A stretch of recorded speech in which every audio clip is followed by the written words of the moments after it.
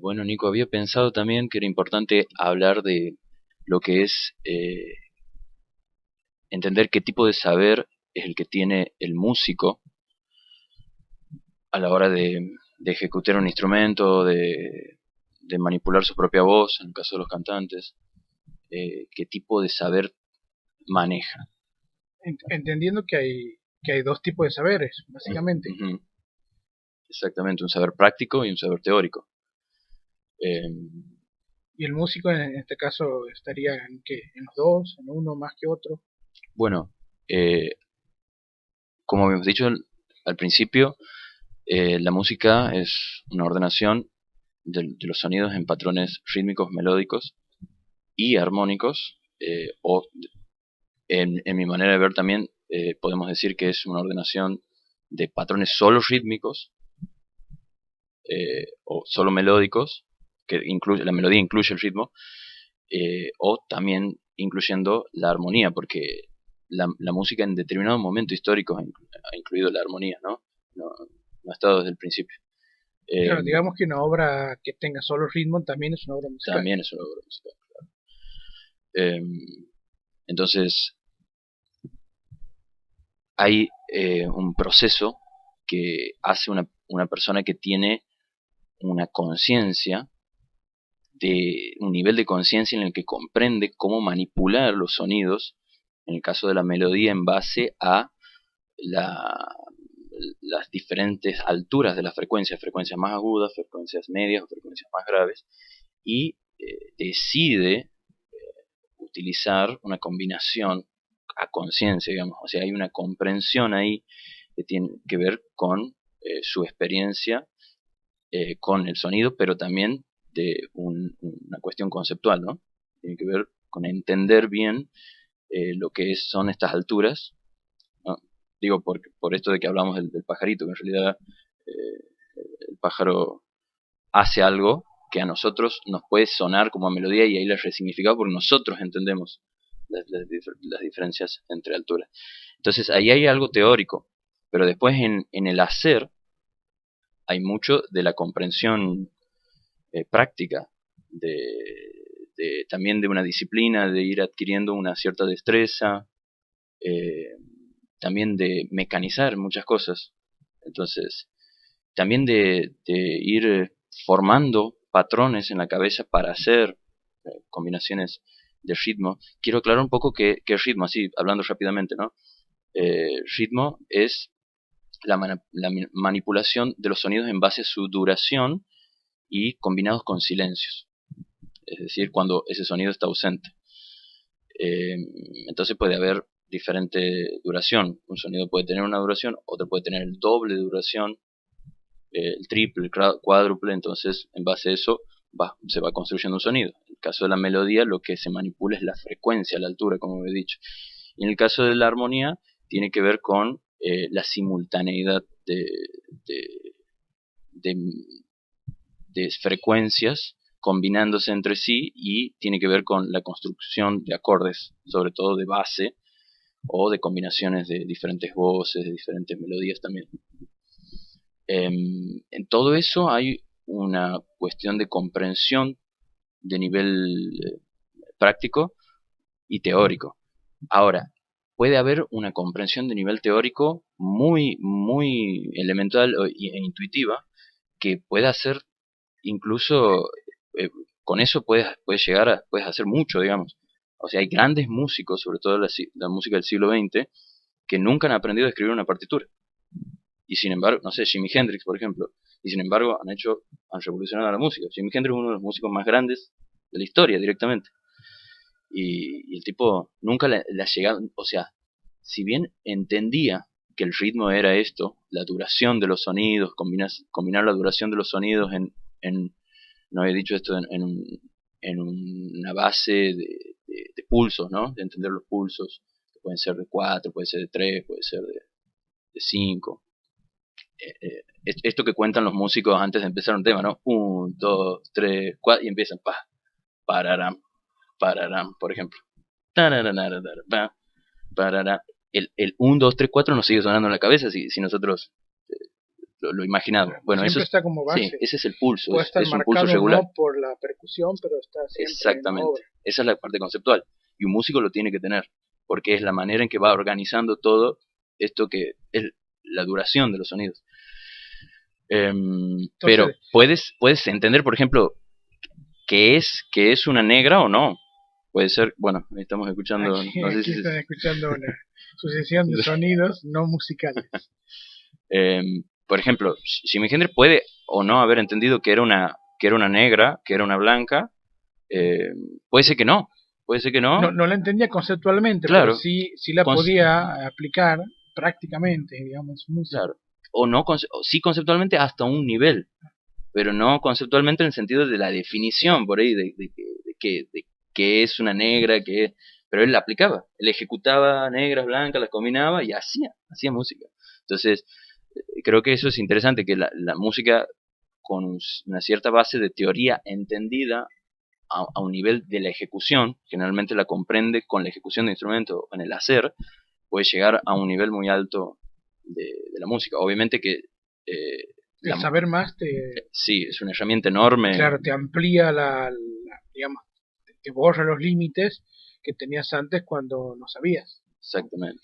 Cierta parte teórica, pero claro, se puede hacer música y muy buena música sin tener una base teórica muy compleja, porque de última la música casi que sale, digamos, naturalmente, siguiendo ese orden o esos patrones, y eso habla mucho de cómo nosotros pensamos también, ¿no? Cómo nuestra biología piensa toda esta cuestión, porque si no, ¿por qué todo ser humano de algún modo podría hacer música y naturalmente tiene? Bueno, hay algunos que no, obviamente, eso lo vemos cuando vemos a los chicos en jardín, ¿no? Que no pueden seguir ni siquiera un ritmo. Sí, sí, Pero digo, mucha gente, porque la música no solamente es una minoría, hay muchísima gente que hace música, pero como dices vos, aún no teniendo la teoría, puede casi naturalmente hacerlo. Creo que hay un paralelismo con el deporte también, la idea de que los deportistas de algún modo pueden ejecutar un montón de cuestiones que físicamente o estratégicamente son lógicas, pero que ellos no podrían decir qué están haciendo en ese momento, ni siquiera ni lógicamente, ni físicamente, ni estratégicamente, pero lo pueden ejecutar bien. claro, lo han conceptualizado de una manera personal, Claro. lo han conceptualizado para ellos, para su comprensión, para la ejecución, pero no tienen digamos, la herramienta para transmitirlo en un nivel Claro. más general, que eso es lo que te da el comprender el solfeo, la partitura, el hacer Digamos partituras. que el mejor músico no necesariamente es el mejor profesor de música o el mejor maestro de música. Exactamente. Y puede haber maestros de música que sean excelentes, pero como músicos no sean tan buenos. Sí, son dos cosas diferentes. Son dos aptitudes, perdón, distintas, Sí, habilidades distintas. sí, sí.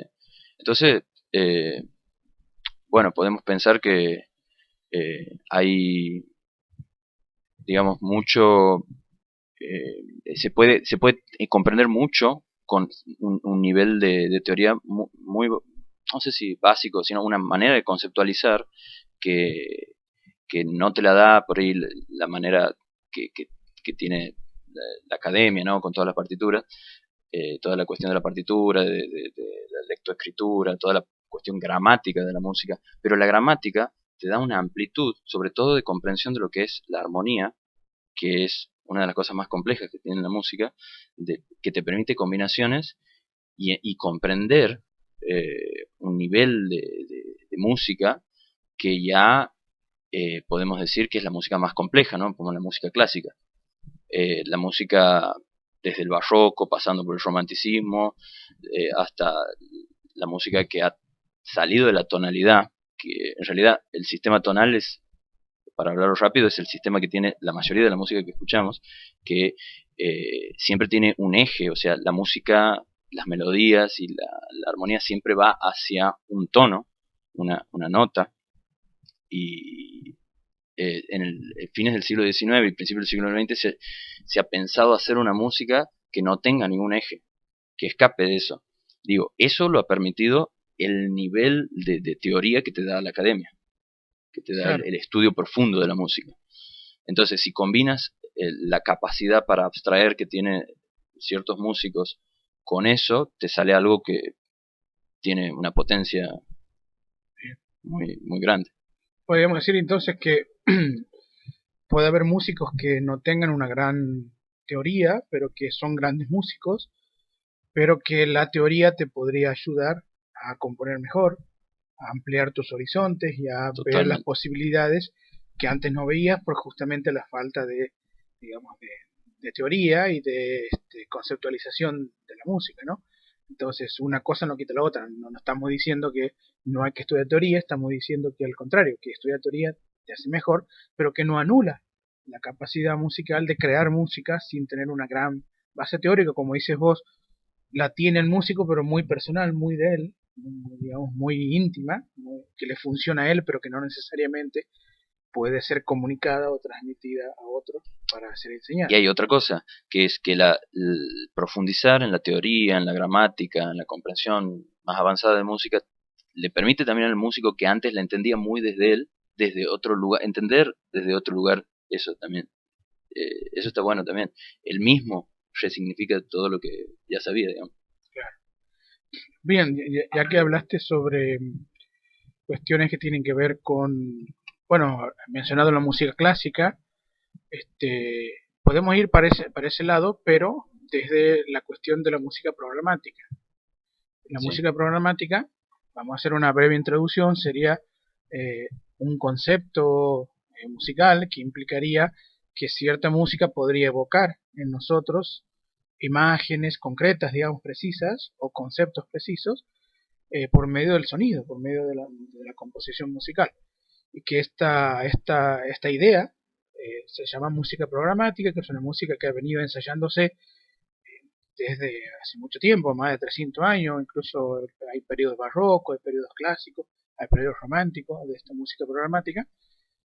Y bueno, digamos, la discusión sería esa, ¿no? Si es que la música realmente puede evocar, como decir, unívocamente una imagen, o no, o es algo que se podría interpretar que es un añadido posterior, pero que en realidad la música por sí misma, la forma que tiene, no evoca nada, como piensa Dolina, por ejemplo, que la música no significa nada. Pero bueno, ha habido teóricos en grandes periodos de la música que han pensado que se podía de algún modo hacer música programática, ¿no? Menciono algunos casos rápidamente. Bach también compuso ciertas cuestiones programáticas, pero sobre todo los románticos. Me acuerdo de Héctor Berlioz, de Franz Franz Liszt Liszt, sí. y la Sinfonía 6 de Beethoven, ¿no? La pastoral que para él invoca, bueno, todo eso que evoca la pastoral, la idea digamos, de una campiña, de la lluvia, el paisaje y demás. O sea, la idea es esa, ¿no? De que, o Wagner, digamos que por medio de George también intentaba evocar eso. Vivaldi con las cuatro estaciones. Vivaldi con las cuatro estaciones y así. Entonces, hay mucho detrás de la música programática. Ahora, podemos decir lo siguiente, ¿no? Que yo estoy de acuerdo con Dolina, la música no significa nada. Sí. Eh, Creo que estamos de acuerdo en eso. Ahora, sí podríamos encontrar ciertos patrones que de algún modo, por analogía, podía darnos o evocarnos ciertas imágenes, ¿no? Pensaba, ya lo dije en la pastoral, que en la pastoral incluso hay, en la Sinfonía 6 de Beethoven, hay sonidos que emulan a truenos, digamos, o a condiciones meteorológicas, ¿no? Entonces ahí por analogía va funcionando. Pero, por ejemplo, algo un poco más complejo serían las obras de Franz Liszt, ¿no? Las rapsodias húngaras o los poemas sinfónicos, en donde en el caso de la rapsodia el mismo piano interpreta a dos voces, digamos, ¿no? Una voz un poco más grave, de tonalidad más grave, y una voz con una tonalidad más aguda, que le hace como la contraparte, ¿no? Ese diálogo entre esas dos voces tiene mucho de programático, ¿no? Y de contarte una historia. Sí, representa diferentes personajes Claro, personajes. que de alguna manera tienen, vamos a decir, entre comillas, su personalidad, porque también tienen sus características particulares en sus patrones, ¿no? En cómo una, o sea, una melodía tiene una determinada una forma de patrones y otro tiene otra característica, digamos, bien característica. Entonces vos distingues claramente que aquí hay una cosa y aquí hay otra. Claro. No sabes qué, pero en su dinamismo puedes añadirle esto de que puede ser un personaje o que es una situación. Vos puedes imaginar cosas. No sé, eh, entiendo, por ejemplo, podemos pensar la- los dibujos animados, no sé, Tom y Jerry, por ejemplo, Sí, no sé qué años es Tom y sí, Jerry, bueno, 40 en adelante. 40 en adelante, bien. Ustedes conocerán a Tom y Jerry, calculo, y sabrán que la música que estaba por detrás seguía cada cosa que sucedía con las escenas. Que sé yo, si lo iba persiguiendo el gato al ratón y el gato, bueno, iba en esa vorágine, ese quilombo, se sentía una música así también, muy entre rápida, eh, de estruendo, y de pronto O sucedía sea, algo, chocaba con algo claro, el ratón, también la música hacía un como una golpe, estridencia, una digamos, estridencia. o a veces sonidos, no pasaba nada, entonces un suspenso Sí, del sonido perdón, del silencio, como un suspenso, ¿no? Que aquí todavía no pasa nada o está esperando el personaje. Y de hecho, se podían hacer las dos cosas, que los capítulos sean pensados en base a lo que sucedía, pero también se hizo al revés. Uno de los más grandes capítulos de Tommy Jerry es con la Rapsodia Húngara número 5 de Franz Liszt, que es sí. al revés, ¿no? Que suena Franz Liszt y lo que hacen los personajes siguen en la música. Eso es increíble, sí. Entonces ahí ves claramente que se puede hacer un personaje con la composición del húngaro, ¿no? Claro, creo que era que Tom estaba intentando Exacto, tocar tocar para y Cherry le para saboteaba todos los sonidos. tarara. Bueno, es una genialidad ese dibujo animado, bueno, Sí, igual que la música de Liz. Entonces aquí, siguiendo con Liz, como decías vos, los personajes no solamente, eh, digamos, tenían distintas tonalidades, sino que también había personajes, en el caso de Liz, que al sonar fuerte y estridente era como que estaban gritando, como que uno se imagina que está diciendo algo fuerte, como que lo está retando al otro, y el otro contesta en otro tono, ¿no? Como sí. contesta más calmado o tratando de suavizar un poco la idea y de repente en la rapsodia que pasa de este diálogo viene una parte muy rítmica en donde parece que cambia el tono de la conversación. Entonces, quiero decir que hay cierta sustancia ahí sobre lo programático, la idea de que la música de algún modo, la forma te puede evocar sonidos o imágenes, porque estamos acostumbrados también a hablar y a sentir tonos de habla, ¿no? O sea, pensaba, por ejemplo, si uno está escuchando una conversación así, digamos, de lejos, pero que la escucha por el volumen que tiene, y quizás no logra entender lo que están diciendo las personas que conversan, pero sí puede entender el tono.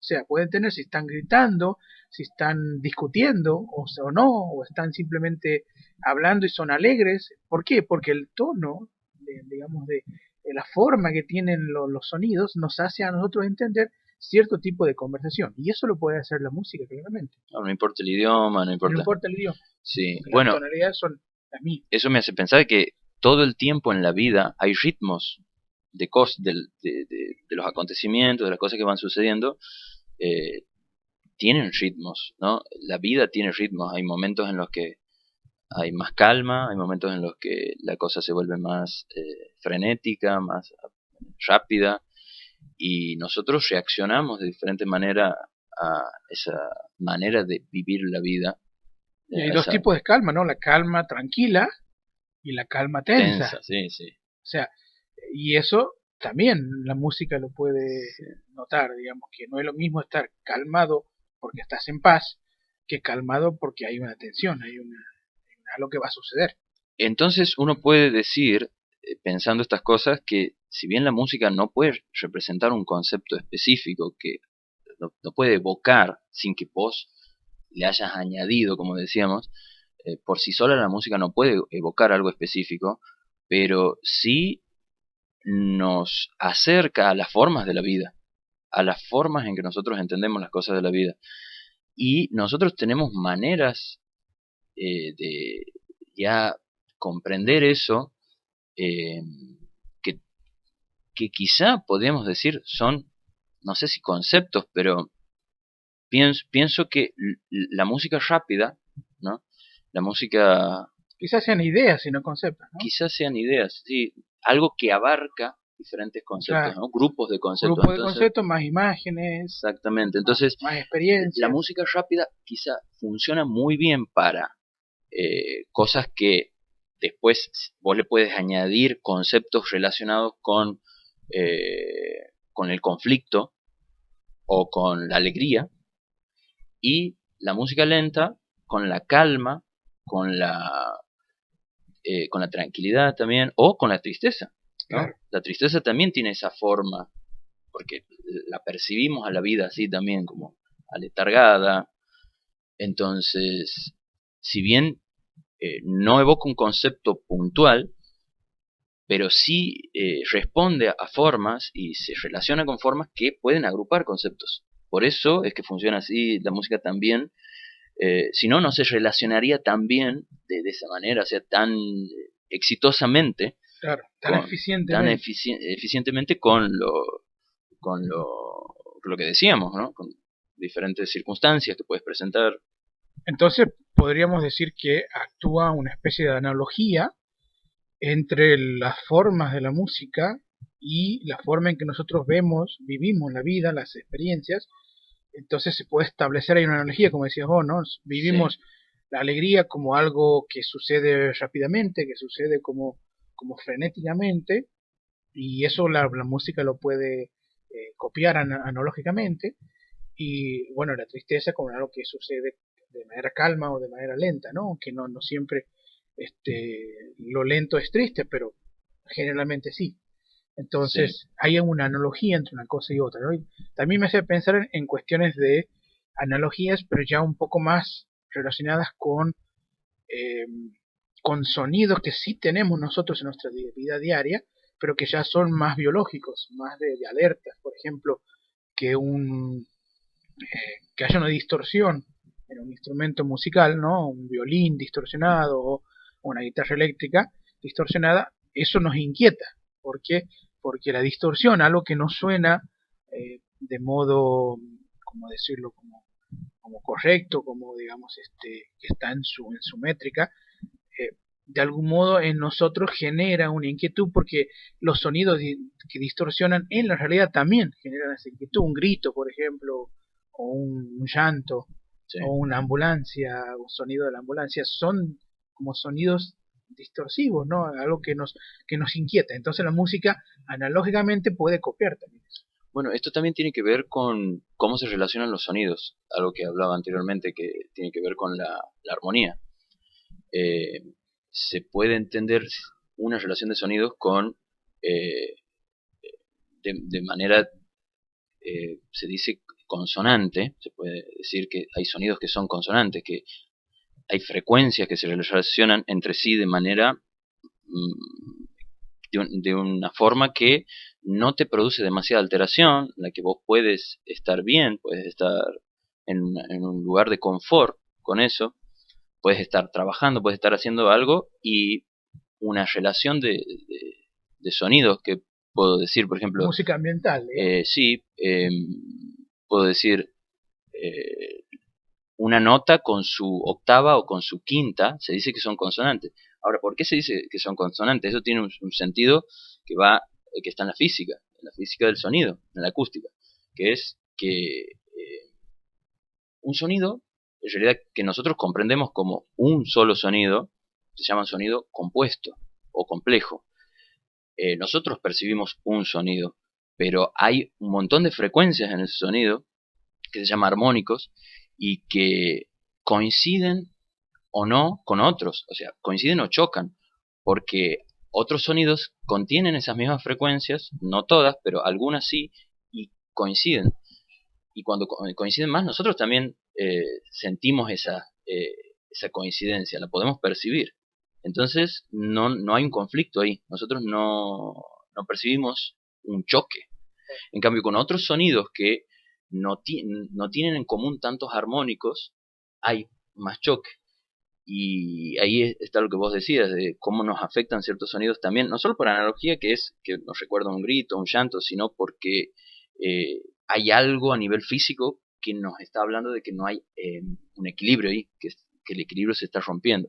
Que eso también sirve a los músicos para hacer Eso, una narrativa de la eso música. sí también puede ser conceptual, ¿no? Que Eso es sí, la idea de que si yo, por ejemplo, estoy pensando en la música del Exorcista, cuando comienza el Exorcista, un Insidious, sí. que es la idea de la distorsión del sonido, hace de que uno lo meta en el concepto de la película, que es hay algo que está mal, hay algo que está fuera de lo ordinario, y eso hace de que nos alertemos, ¿no? De que estemos Cómo usa Kubrick a Ligeti, al Requiem de Ligeti en exactamente, Odisea del Espacio, cuando está en la luna haciendo el descubrimiento del...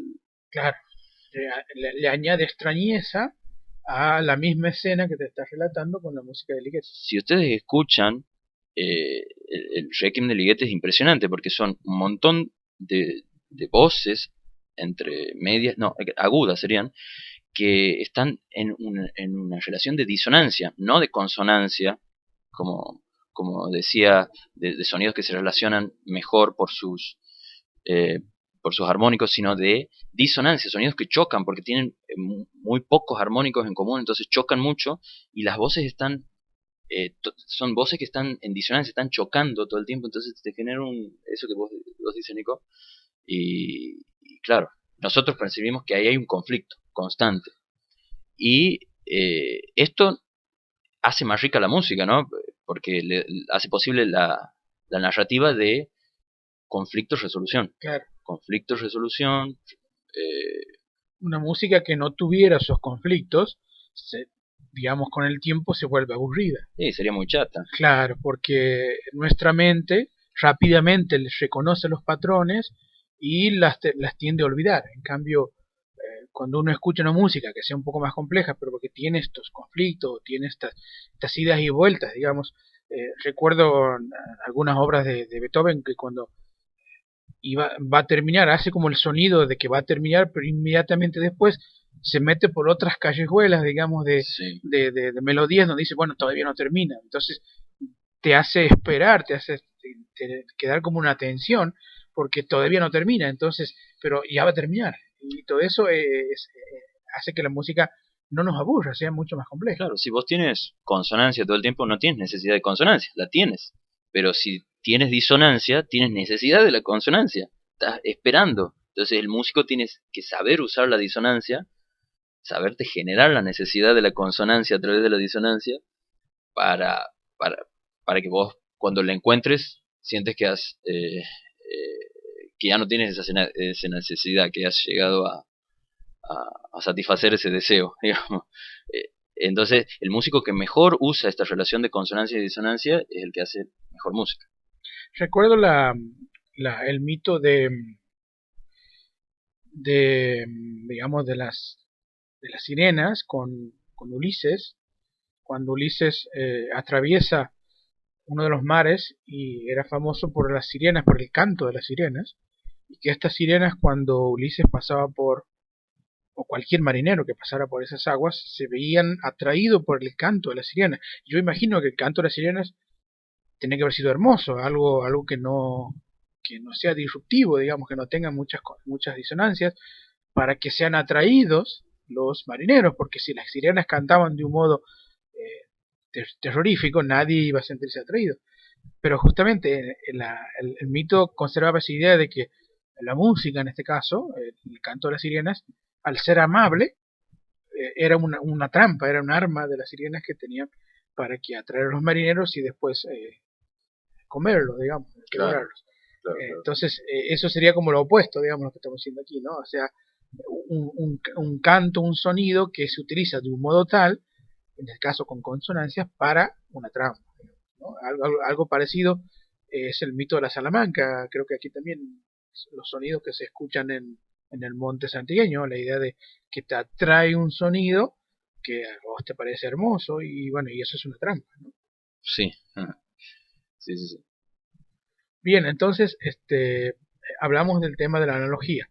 Eh, Hay otras analogías que podemos entender, el tema de la atención, por ejemplo, que yo siempre me remito al cine porque es como lo más fresco que tengo, pero me acuerdo la escena de Dark Knight, por ejemplo, en la película de Nolan, cuando en ciertas escenas del Joker se pone la música, esa música que tiene como una tensión, que va subiendo el tono, de repente es como una sola nota, no sé si son notas o acordes, o me corregirás, pero es una especie de, digamos, de sonido que va subiendo, que va Claro. incrementándose, Son una como, sucesión como, de notas y que es una sucesión de notas, es microtonal, ni bien, siquiera va entre como si, un tono y un semitono, sino que está entre los tonos que está entre un tono y un semitono. claro, ahora que efectivo, porque lo que está mostrando es, aquí va a pasar algo al final de los tonos, Claro. digamos, ¿Vos ¿no? sientes esa subida? Claro, entonces eso es, bueno, aquí va a suceder algo al final cuando termine esto. Sí, Y bueno, ahí me parece que también es por analogía, porque sí. es que a nosotros nos genera tensión la idea de que hay algo que se está dilatando y que al final de esa dilación va a venir algo, digamos. Y eso en nuestra vida también lo podemos entender así. Claro, por eso decir la música es pura forma queda como algo muy abstracto si no aclaramos estas cosas. La música es pura forma, sí, no evoca algo en específico, pero al poder Pero puede hacerlo. puede hacerlo y lo puede hacer porque hay cosas de la vida que también son formas, no tienen un contenido, se tienen que ver con cómo entendemos la vida, cómo la percibimos, cómo la vivimos, cómo la sentimos, y que encima eso nos produce reacciones a nivel emocional muy fuertes, algunas fuertes, algunas no tanto, que se van acumulando en nosotros y en nuestra manera de comprender el mundo también hacia el futuro, hacia cómo vamos a seguir entendiendo la vida. Entonces la música yo creo que tiene la fuerza emocional, o sea, la fuerza de producir algo a nivel emocional y sentimental también, por esto, porque se conecta con esto que nos impacta tan inmediatamente en la misma vida, ¿no? Podemos decir que hay una especie de rima entre la música, la forma de la música y las experiencias nuestras. Ahí hay una rima, ¿no? Como que son rimadas nuestras experiencias con algún tipo de forma de música y eso lo hace muy bien el cine, ¿no? Justamente el cine lo que hace es poner una experiencia de vida con una música. Y esa música y esa experiencia de vida riman, o sea, hay algo que las une, hay una estructura en común, digamos, entre estas dos cosas, como decíamos hace rato, la extrañeza de encontrar un monolito en la luna rima con la obra de Ligeti, la extrañeza de entrar en una mansión con señores disfrazados, en un lugar terriblemente irreal, con la música de Jocelyn Pock, Masked Ball, digamos, hay una rima ahí que el director, en este caso Kubrick, está intentando hacer. Esto rima con esto. Esta estructura musical rima con la estructura del film. Y Nico, en el cine se utiliza mucho la música también para mostrarnos la interioridad a veces de un personaje, ¿no? Lo que vos dices de lo que estás hablando de Masked, ¿cómo es? Masked Ball. Masked Ball de Jocelyn Pock, eh, te muestra la interioridad, ¿no? Del personaje. Y eso tiene que ver con que las formas tienen que ver con esto que está dentro de nosotros, ¿no? Cómo nosotros percibimos la vida, pero desde toda una interioridad que a veces es compartida y a veces no. A veces el otro no puede ni enterarse que vos estás viviendo un drama, capaz que el otro está en una comedia, quiero decir, ¿no? Está en otras formas que tienen que ver con interioridad, con una interioridad de ese sujeto. Pero vos, sujeto, estás por ahí en un drama, ¿no? Entonces todo lo percibes desde otro lugar. Las formas toman otro, como que todo tiene otro color, ¿no? En la vida. Eh, entonces, está bueno aclarar esto de que si bien en la vida hay un montón de cosas que suceden exteriormente, digamos, también interiormente nosotros las significamos con otras formas, ¿no? Formas interiores, formas muy subjetivas. Bien, entonces, aclaramos la cuestión esta de la analogía. Entonces, como una conclusión rápida sería, la música no evoca un concepto específico, Mm. pero sí puede evocar digamos, algo mucho más general, que es un conjunto de conceptos, más imágenes y más vivencias o experiencias, que por analogía o por rima, como estamos diciendo, porque ciertas estructuras tienen en común algo, entonces podría evocar siempre, y de hecho es tan efectiva que el cine la utiliza. Un poco por convención y un poco porque funciona realmente así. El cine mismo va, va logrando una tradición de, de evocación de una película a otra, ¿bien? Pero esa evocación cuando comienza es porque hay analogías entre la música y lo que al personaje le puede pasar de manera exterior o interior, digamos. Bien, hasta aquí podríamos terminar esto. Lo último que me quería decir, ya para ir terminando, es como comparar el arte de la música con los otros artes, ¿no? Sí. Eh, Tipos de artes. con otros tipos de arte, sí. Claro. Porque siempre está la pregunta esta de, digamos, qué tipo de arte uno privilegiaría o si tuviera que elegir uno, ¿cuál sería? Podríamos agregar ahí, me parece importante, hablar un poco de, ahí meter un poco esto de qué tipos de arte hay, ¿no? Hay artes que son de tipo material, otro de tipo conceptual, como para hablar un poco de qué tipo de arte es la música, ¿no? La ontología digamos, de la obra de arte, Sí. de la música, claro. Digamos que hay como, podría haber tres grandes categorías. Un tipo de obra de arte que sería material, pues estamos pensando en la pintura, en la escultura, en la arquitectura. Que, bueno, ¿qué es la pintura? Bueno, si no hay un cuadro no hay pintura, claramente, ¿no? La pintura es el cuadro pintado, o es un dibujo pintado, o es una escultura, es ese pedazo de mármol, ese pedazo de madera o de roca que está ahí esculpido. Pero en cambio hay otras obras de arte que no son materiales sino conceptuales. La poesía, por ejemplo, es una poesía, la poesía es algo que se piensa, algo que se construye mentalmente y que después se escribe. Pero la escritura no es necesaria en este caso. Uno con haber creado la poesía en su mente ya tiene la poesía. Entonces, y vos una obra sos conceptual. El espectador de tu creación. Exactamente, no, ¿no? necesitas más que eso. Y hay una obra y hay un espectador. Está bien, es el mismo que lo ha creado, pero es un espectador al fin, uno mismo. Es como si uno dibujara algo y nunca se lo mostrara a nadie más, pero vos mismo estás presenciando esto y vos lo estás usando como se usa una obra de arte, para conmoverte, para tener una experiencia estética. Exactamente. Entonces también en esas obras conceptuales podemos entender a la literatura, que también es una obra conceptual. Claro, Pero claro. hay otro tipo de obras en donde yo metería la tercera categoría, que sería un poco más compleja, en donde está, por ejemplo, el cine, donde estaría la música. ¿Y por qué? Porque, bueno, aquí hay divergencia de pensamiento. La música es una obra conceptual, la música es una obra física, o sea, es una ordenación de sonidos con una intención, y hasta que no se toquen los sonidos no es música, o es música antes que eso, o puede ser una combinación de las dos cosas. ¿Qué piensas sobre esto? Bueno, para mí hay una parte de la música que es conceptual, esa parte está en esto que hablamos anteriormente, en cómo una persona con un nivel de conciencia puede comprender los patrones rítmicos, melódicos y armónicos y manipularlos. Eh, y eso puede ser expuesto en una partitura, y eso que está expuesto en una partitura, en una gramática, no es la música, es una parte de la música.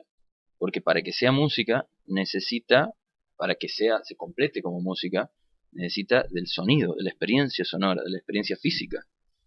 Pero no es que ahí no hay nada, en esa partitura no hay nada, hay una parte de la obra. Pero esa obra se completa con la ejecución de músicos que le agregan algo también a la obra, que le da ese carácter físico. En el caso de la música, yo lo entiendo así, ¿no? Creo que no hay una música en la partitura, hay una parte.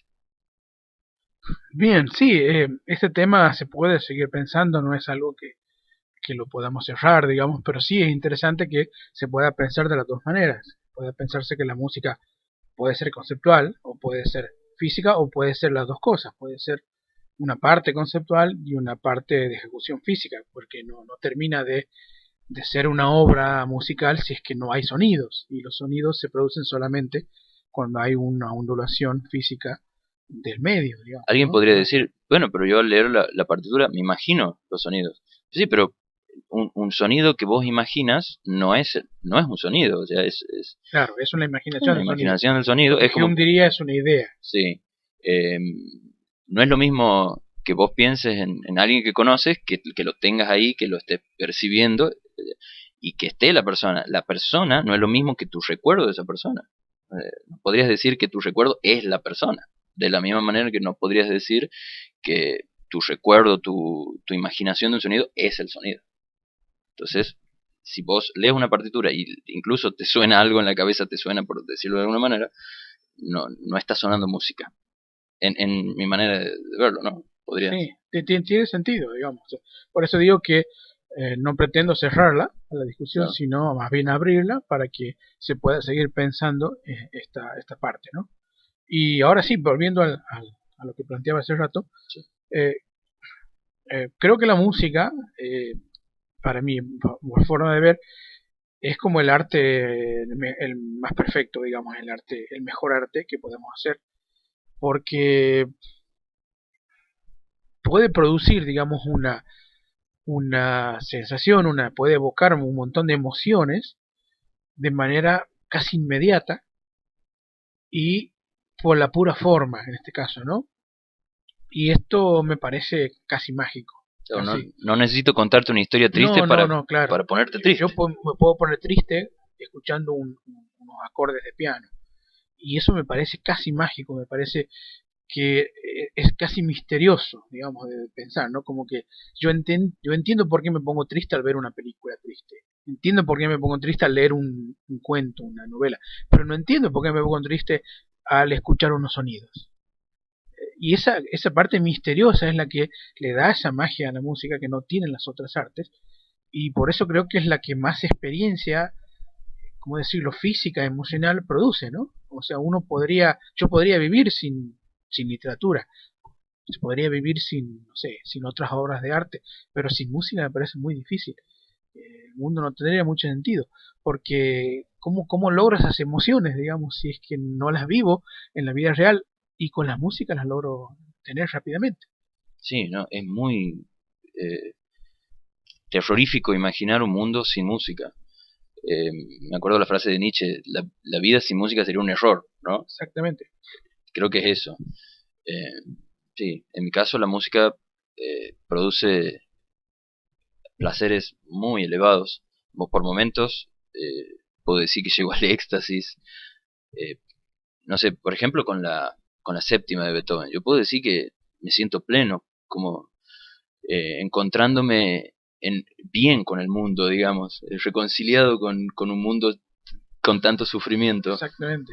¿no? Nos redime eso, ¿no? A nosotros como humanidad seguro, con tantas cosas negativas que tenemos, de pronto algo tan bueno Sí, nos salva de alguna manera de ser tan terribles. No somos de pronto tan terribles, tenemos esto. exactamente. De hecho, lo hemos puesto en los discos que mandó la Voyager hacia otras civilizaciones, ¿no? Puso mucho de música, como diciendo, esto es lo mejor que podemos mandar a estos señores extraterrestres que podrían escucharnos lo que somos. Entonces, por eso podríamos cerrar, ¿no? Sí, Con la gran eh, cantidad, tormenta de emociones que nos produce el arte en general, pero la música en particular, como el rey, digamos, de las artes, ¿no? Y está tan al alcance nuestro que no necesitamos más que escucharlo, porque quizás otras artes, con un poco de erudición, eh, si no tenemos esa erudición, no comprendemos la obra. Estoy pensando en la pintura, en la literatura en general, ¿no? Pero con no la llegamos al música, placer. exactamente, pero con la música no necesitamos más que escuchar. Y eso también me parece como que es más democrática, más al alcance de cualquiera y produce una experiencia totalmente universal sin que medie nada más que la forma, ¿no? Sí. Así que bueno, quería despedirme con eso, diciendo que bueno, hasta aquí llegamos con las ponencias sobre la música, sobre nuestras charlas, y bueno, la he pasado muy bien y bueno, nos vemos otras veces con otros temas. Saludo a quien sea que nos está escuchando y bueno, espero que después de esto se ponga a escuchar algo de música, ¿no? Exactamente. Buenas noches.